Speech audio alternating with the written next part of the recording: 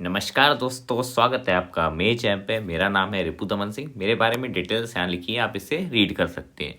तो आज का वीडियो किसके ऊपर है? तो आज का वीडियो अपन बात करेंगे last weeks for JEE Mains 2025। क्या आपको एक्चुअली में करना चाहिए? आपने 3600 स्ट्रेटेजी ऑलरेडी देख ली होगी, बहुत सारे लोगों ने अपलोड कर दी होगी। मैं बिल्कुल कुछ हटके वैसी चीज़ें बताने वाला हूँ जो उन वीडियो में बताया गया उसको बिल्कुल कॉन्ट्राडिक्ट कर देगा। और यही तो डिफरेंस होता है जो आईआईटी में जाता है और बाकी एनआईटी में क्यों है। ठीक है, तो मैं आपको बताने वाला हूँ क्या आपको एक्चुअल में करना चाहिए। ठीक है, 3 केसेस के हिसाब से बताऊंगा, सिंपल एज दैट, वो फॉलो करना।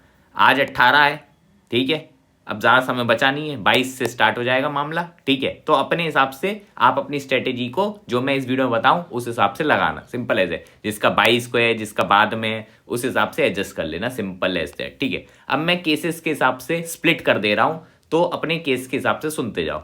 अगर आपने पूरे साल पढ़ाई करी है ईमानदारी से, टेस्ट में अगर आपके 180 से नंबर प्लस आ रहे हैं और सिलेबस आपका 90% कंप्लीट है, तो ये उनके लिए कि उनको क्या करना है। सबसे पहले डेली टेस्ट आप देंगे, PYQ ओनली, कोई फालतू के JR टेस्ट कुछ नहीं देना, ऑल इंडिया टेस्ट ये नहीं देने हैं बिल्कुल भी, मैं पहले बोल रहा हूँ।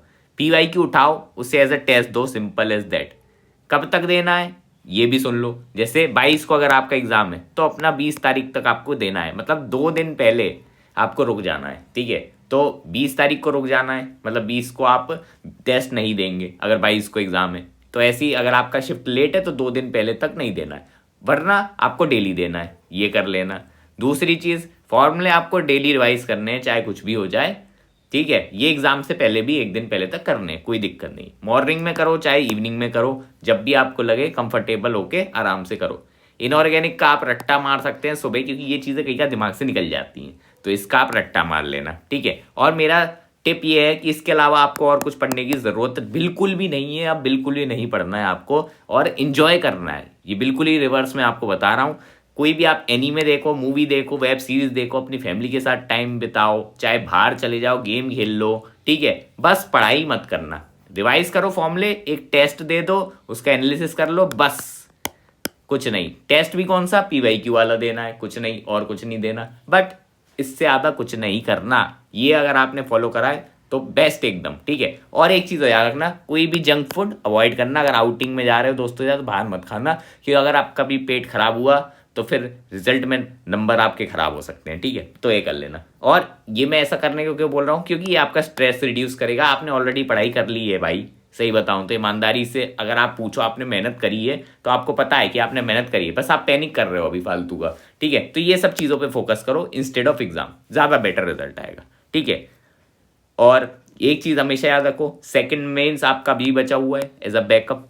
ठीक है, ये याद रखना अपने दिमाग में। ठीक है, ये आप ऐसे दे दो, ऐसे मॉक, मतलब मॉक टेस्ट देते हैं ना, बिल्कुल मॉक जेई मेंस दे दो, कोई दिक्कत नहीं है, आराम से। अपन पे अभी सेकंड मेंस भी है। ठीक है, और अपना मेन गोल तो आईआईटी है। ठीक है, एडवांस करना है, तो टेंशन लेने वाली बात नहीं है। ठीक है, अब बात आती है, ये तो हो गए वो वाले जिन्होंने पढ़ाई करी है। ऐसे तो बहुत कम होंगे, मैं बता रहा हूँ 1 से 2% लोग ही होंगे व्यूअर में से, इससे ज़्यादा नहीं होंगे। अब बात आती है थोड़ी मेजर चंक वाली जनता, जिन्होंने ठीक ठाक पढ़ा है, मिड लेवल तक पढ़ाई कर ली है। ठीक है, जिनके टेस्ट में आ जा रहे हैं 100 से 150, ये 100 मान लो। ठीक है, 100 से 150 नंबर आ जा रहे हैं, और उनका सिलेबस कुछ 70-80% कंप्लीट है, ये मान लेते हैं। अब इन वालों को क्या करना है, देखो, सबसे पहले PYQ एज अ टेस्ट तो आपको भी देना है, और वही 2 दिन पहले तक देना है, बिल्कुल उनकी तरह, जिनका ज़्यादा मतलब पढ़ाई अच्छी है उनकी तरह ही बिल्कुल सेम टू सेम फॉलो करना है। बाकी फॉर्मूले और इनऑर्गेनिक भी सुबह सुबह रटना है, कोई दिक्कत नहीं है। और जो आपका सिलेबस इनकम्प्लीट है उसके चैप्टर अब आप स्किप कर सकते हैं, कंडीशन अप्लाइड, बहुत ही छोटा चैप्टर ना हो। अब वैसे तो ज़्यादा समय बचा नहीं है, 3-4 दिन में आप कितना ही कर लेंगे। मेरा सजेशन ये है, अब आप स्किप कर दीजिए, क्योंकि इन द एंड अगर आप 4 दिन में कुछ चीज़ पढ़ते भी हैं और उसके कुछ सवाल लगाते भी हैं तो आपका रिवीजन हिंडर होगा। जो आपको आते हैं वो आपके मतलब थोड़े वीक हो जाएंगे। प्लस ये भी हो सकता है कि आपने पढ़ तो लिया लेकिन उसका एप्लीकेशन नहीं सीख पाए, तो आपने एग्जाम में क्वेश्चन उसका अटेम्प्ट करा तो नेगेटिव ही होगा, मोस्ट प्रोबेबली 80% चांस है। तो मेरा सजेशन ये है कि अब आप छोड़ दीजिए उस चैप्टर को, कोई दिक्कत वाली बात नहीं है, ऐसी कोई आपने ब्लंडर नहीं कर दिया है। ठीक है, और वैसे भी पूरे पेपर में ज़रूरी नहीं होता कि सारे क्वेश्चन ही करने होते हैं। ठीक है, अब आपको AIR 1 चाहिए तो बात अलग है, बट बाकी इस कंडीशन में तो नहीं चाहिए होता है। ठीक है, और करना क्या है, पीवाईक्यू ही सॉल्व करने हैं आपको, और कुछ नहीं करना पढ़ाई के नाम पे। जैसे मैंने ना बोला था कि आप पढ़ाई छोड़ दीजिए, आप पढ़ाई मत छोड़िए, आप पीवाईक्यू एटलीस्ट सॉल्व करते जाइए जो आपने पढ़ रखा है, बस इतना आप पीवाईक्यू टच में रहिए, इतना डिफरेंस करना है। और वही 2 दिन पहले आपको भी पढ़ाई बंद कर देनी है, बिल्कुल जीरो कर देनी है, चाहे आपकी पढ़ाई मिड लेवल की हो, ये याद रखना। आपको पढ़ाई 2 दिन पहले बंद कर देनी है, रिलैक्स करना है, सेम एज केस 1। मूवी देखो, एनीमे देखो, कोई दिक्कत नहीं है, कोई दिक्कत नहीं है। आपने भी मिड लेवल की पढ़ाई करी है, ऐसे कोई आपने वो नहीं करा है, पाप नहीं कर दिया आपने अगर बीच में थोड़ा गैप ले लिया हो तो, ठीक है। मैं आपको सही बता रहा हूँ, क्योंकि आप लोगों का पैनिक जिन्होंने पढ़ाई करी है उन्हीं के बराबर का हो जाता है, मुझे सच्ची सच्ची मुझे पता है, ठीक है। तो इस समय अगर आप रिलैक्स करोगे लास्ट के 2 दिन पे तो बेटर रहेगा। तो पीवाईक्यू सॉल्व करने हैं आपको, ठीक है, लेकिन 2 दिन पहले आपको रुक जाना है और फिर उसके बाद रिलैक्स करना है, बस फॉर्मूले रिवाइज करना है, नथिंग एल्स। आपको एग्जाम मतलब पीवाईक्यू एज टेस्ट भी नहीं देना, और आपको सीधे एग्जाम दिन वाले दिन काम होके जाना है। और आप भी सेम चीज याद रखो, अभी आपके पास सेकंड मेंस भी है और आगे चल के अपन के पास एडवांस भी है, तो ऐसा बैकअप भी है, काफी टाइम है, अपन अभी भी इंप्रूव करते हैं अपनी गलतियों पे। बट एटलीस्ट इस वाले मेंस में अपना ये तो देखा कि अपना अगर स्ट्रेस नहीं लेते तो अपन कैसा एग्जाम देते हैं, क्या पता आपके 99 परसेंटाइल आ जाए चमत्कार के, हो सकता है, ठीक है, इम्पॉसिबल कुछ भी नहीं है, ठीक है, ये याद रखो। अब आते हैं तीसरा केस, जिन्होंने कुछ ही नहीं पढ़ा, सही बता रहा हूँ, जिनके टेस्ट में अभी 100 से कम आ रहे हैं या 80 नंबर ही आ रहे हैं, सिलेबस भी 50% भी हुआ है या 60% हुआ है, इससे भी कम है, मतलब हुआ ही नहीं है, इन लोगों को क्या करना चाहिए। देखो भाई, अब सिंपल एज दैट, आपका तो बहुत सारा सिलेबस बचा है, ठीक है। अब आपने थोड़ा सा पढ़ाई नहीं करी है तो उसके थोड़े रिपरकशन तो मिलेंगे, ऐसा तो हो नहीं सकता कि सब कुछ आपको मिल जाए, आपने मस्ती भी कर ली, ठीक है, अब आपके एग्जाम में भी नंबर आ जाए, सब चीजें तो नहीं होंगी। तो अब अपन बेस्ट क्या कर सकते हैं ये देखते हैं। सबसे पहले फॉर्मूला तो आप मगअप कर ही लो, हो सकता है क्योंकि अभी आपको फॉर्मूला ही नहीं पता हो, ठीक है, तो फॉर्मूलाज तो मगअप करना ही है।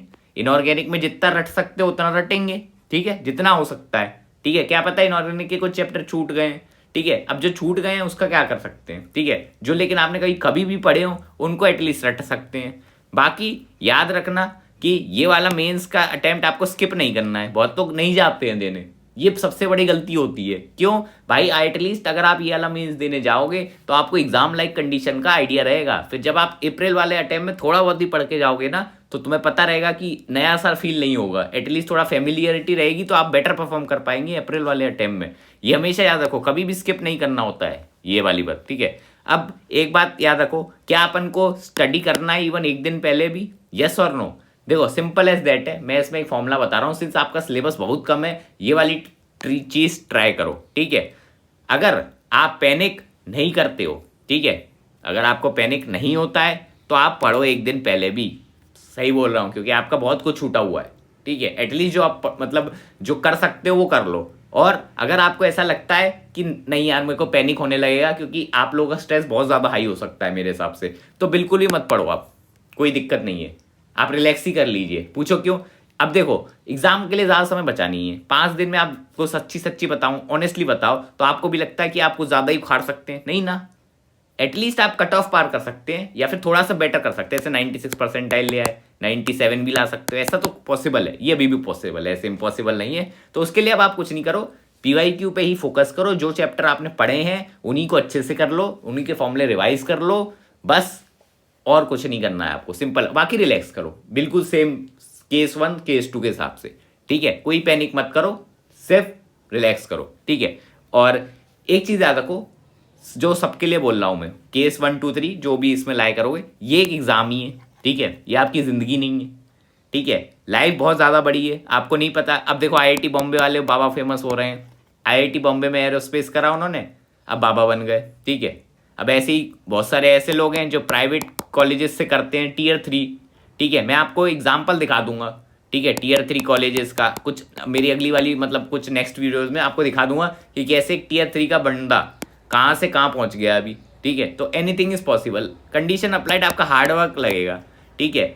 अभी हार्ड वर्क जेई के लिए करने पे फ़ायदा रहता है, क्योंकि आपको जो हार्ड वर्क से जो आपको मेहनत का फल मिलता है वो जल्दी मिल जाता है और थोड़ा एडवांटेजेस मिलता है। कोई बात नहीं, अगर अभी आप नहीं कर पाए, आप बच्चे हो, अब देखो मैं अभी आपको तो बच्चा ही ट्रीट करता हूँ, ठीक है, अभी 18 साल के होंगे कुछ लोग, ये बच्चों वाली उम्र ही होती है, अभी थोड़ा मतलब मेंटेलिटी स्ट्रांग नहीं हो पाती है। कॉलेज में जाओगे, 21-22 उम्र में थोड़ी अकल आएगी, ठीक है, तब आप थोड़े सिंसियर ज़्यादा रहोगे, ठीक है। अभी हो जाता है, ठीक है, होता है कि मन नहीं कर रहा पढ़ाई में, इधर उधर ध्यान भटक जाता है, डिस्ट्रैक्शन हो जाते हैं, कोई दिक्कत नहीं है, ठीक है। अगर आप पढ़ लेते हो अभी तो बहुत बढ़िया बात है, आप IIT या NIT तो आपका निकल ही जाएगा, कोई दिक्कत नहीं। अगर चलो नहीं भी निकलता मान लेते हैं तो दुनिया खत्म नहीं होगी भाई, सही बताऊं तो। कोई भी कॉलेज में एडमिशन लो, अपने स्किल डेवलपमेंट पे फोकस करो, simple as that. Skill development पे फोकस करेंगे, सक्सेस जरूर मिल जाएगी अगर आपने मेहनत करी है कभी ना कभी। हाँ, ये हो सकता है थोड़ी लेट मिले, ठीक है, क्योंकि जेई से थोड़ा हेड स्टार्ट मिल जाता है, लेकिन हाँ सक्सेस जरूर मिल जाएगी। और एक और चीज याद रखो, अभी अप्रैल अटेम्प्ट बता है, ठीक है, एडवांस बचा है, ठीक है। जब इतना सब कुछ बचा है तो अभी से आपको टेंशन क्यों लेनी है, ठीक है। और सिंपल एज दैट, बस फॉर्मूले रिवाइज करो 5 दिन, और आपको कुछ नहीं करना ज़्यादा। और मैंने केसेस में आपको जाके डीपली बता दिया कि और एक्स्ट्रा क्या करना है, और कुछ नहीं करना, ठीक है। एक चीज़ हमेशा याद रखना, मैं अभी आपको ये 5 दिन मस्ती करने को बोल रहा हूँ, कुछ लोग कहेंगे पागल हो गया है क्या, क्या बोल रहा है ये, ठीक है, बट मैंने ये ट्रिक खुद लगाई है। मैं तो 5 दिन पहले कुछ खुद मतलब पढ़ता ही नहीं था, लिटरली। मैंने ना एडवांस से पहले 5 दिन कुछ पढ़ा था, मुझे याद है, और ना ही मैंने मेंस से पहले 5 दिन पहले कुछ पढ़ा था। सही बता रहा हूँ, ऑनेस्ट बता रहा हूँ, मम्मी कसम, ठीक है। मैंने नहीं पढ़ा था, आराम से मैं चिल होके गया था पेपर देने, सिंपल है, ठीक है। क्योंकि लास्ट के 5 दिन अगर आप मस्ती भी कर लेते हैं ना, ठीक है, तो वो जो आपके 360 दिन पहले जो आपने मेहनत करी है उसके एफर्ट्स को वो रुइन नहीं कर सकते 5 दिन। ये होता है कंसिस्टेंसी का पावर। अगर आपने डेली 8 घंटे पढ़ाई कराए 1 साल 2 साल, ठीक है, तो लास्ट में 5 दिन अगर आप मस्ती कर लेते हैं तो ऐसा नहीं है कि आप पाप कर रहे हैं, हमेशा याद रखिए, क्योंकि आपने इतनी कंसिस्टेंसी बना ली है कि ये 5% ऑफ 360 इंटू 2 बहुत ही कम परसेंटेज होता है, समझ में आया आपको, इसलिए ज़्यादा इफेक्ट नहीं पड़ेगा। और याद रखिए मैं क्या अभी आपको बता रहा हूँ, जो यूट्यूब पे फालतू की वीडियो बन रही है, last week strategy etcetera etcetera, सब बकवास है भाई। क्या देख रहे हो इनमें, क्या, मुझे तो समझ नहीं आ रहा 5 दिन में क्या करना है आपको, क्यों करना है। टेंशन बढ़ानी है तो ज़रूर देखो ये सब वीडियो, इसमें सब आपको चैप्टर बताएंगे, ये कर लो वो कर लो ये कर लो। मैं अभी बता रहा हूँ कि कुछ मत करो, सही बताऊँ, अब समय आ चुका है रिलैक्स करने का। 5 दिन में भी मतलब अब आप क्या कर लोगे खुद बताओ, PYQ रट लोगे, 1-2 कुछ कर लोगे, या फिर एटमैक्स आप फॉर्मूले रट लोगे, ठीक है। फॉर्मूले रटो, PYQ का एज अ टेस्ट दे दो एटमैक्स, और कुछ मत करो, मैं तो ये कह रहा हूँ भाई, सिंपल एज दैट। बाकी अगर आपको नहीं फॉलो करना है, इनको फॉलो करना है तो इनको फॉलो करो, फिर इन सबका बैकग्राउंड चेक कर लेना, किस कॉलेज से क्या कर रहे हैं अभी, ठीक है। ये तो यहाँ वीडियो बना रहे हैं, ठीक है, ये भी देख लेना। अब मैं आपको बता रहा हूँ, रिलैक्स करो, एग्ज़ाम दो, ठीक है, अभी रिलैक्स करो, एग्ज़ाम देना, फिर रिजल्ट का टेंशन मत लेना, जो भी परसेंटाइल वगैरह आएगी वो आई जाएगी, ठीक है। जैसे ही आप एग्ज़ाम दो उस दिन के बाद 1 दिन ब्रेक ले लो, आराम से, कोई दिक्कत नहीं है, आराम से 1 दिन ब्रेक लो, आपने पढ़ाई करी है, ठीक है। उसके बाद बोर्ड्स पे फोकस करो, ठीक है। उसके बाद जब बोर्ड्स हो जाए, मतलब बोर्ड्स और मेंस को थोड़ा पैरेलली चला लेना, बट बोर्ड्स को भी फोकस करना है थोड़ा सा, और फिर अप्रैल मेंस और एडवांस के ऊपर फोकस करेंगे, सिंपल है। ये स्ट्रेटेजी आपको फॉलो करनी है।